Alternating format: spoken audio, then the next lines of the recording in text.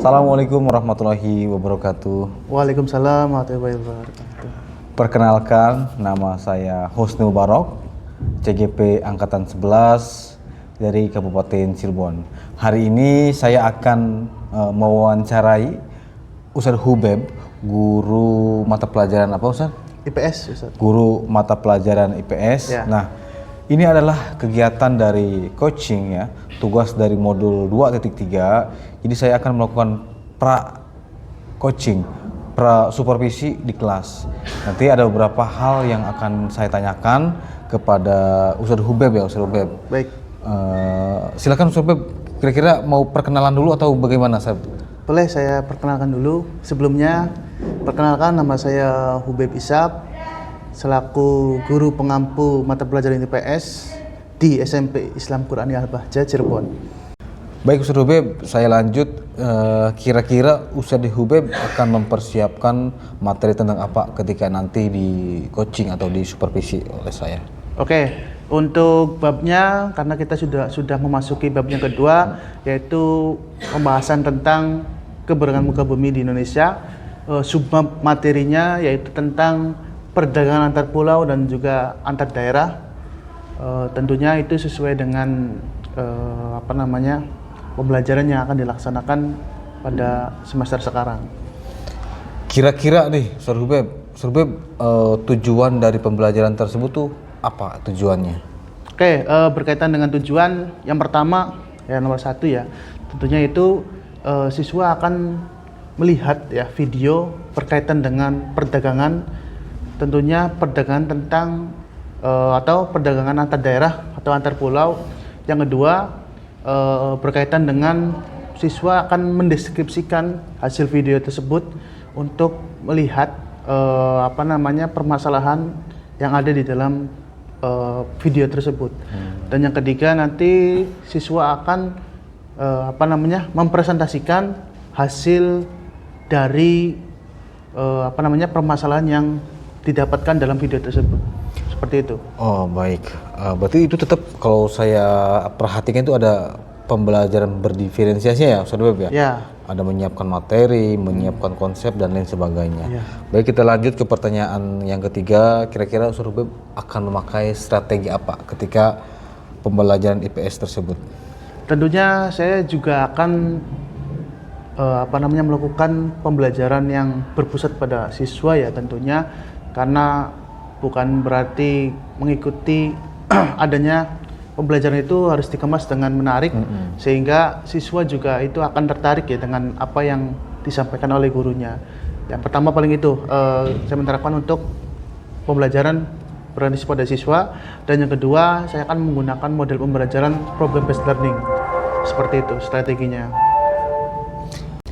Baik, tadi kan tentang strategi ya. Iya. Setelah strategi, saya akan bertanya tentang konsep. Bagaimana Ustadz Hubeb menilai konsep materi IPS tentang perdagangan ini? Kira-kira konsep seperti apa yang akan dipersiapkan?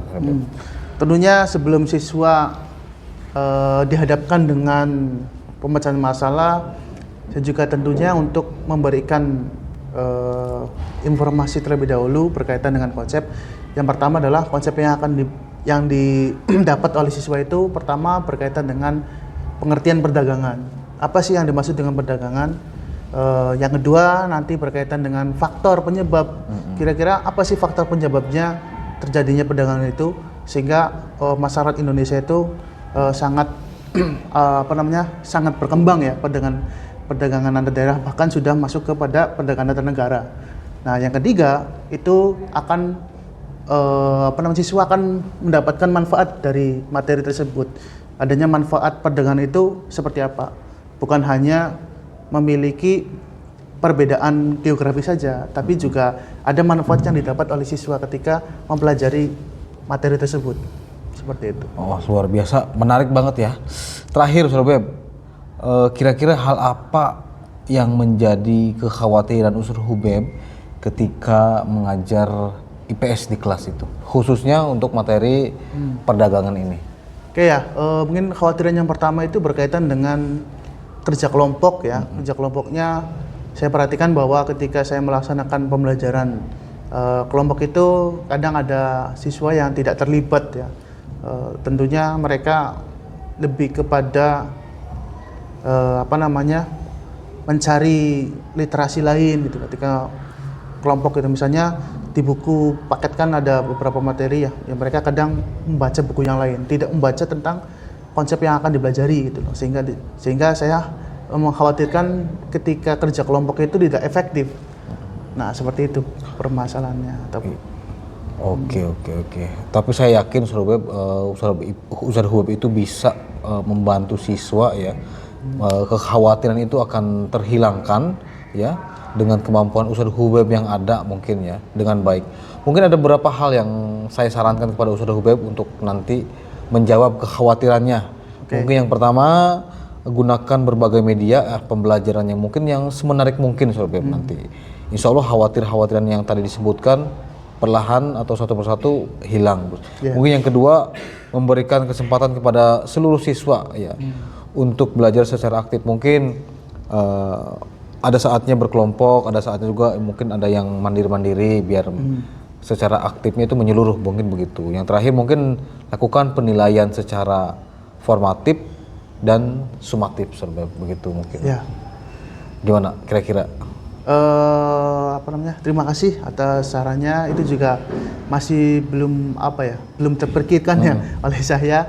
Kadang sebagai guru juga ada suatu hal yang memang tidak tercapai ya. Salah satunya itu terkait dengan penilaian dan juga terkait dengan perhatian terhadap peserta didik, sehingga guru itu hanya selesai pada saat tahap belajar, tetapi tidak selesai pada saat bagaimana mereka itu bisa merefleksikan diri dalam belajar tersebut.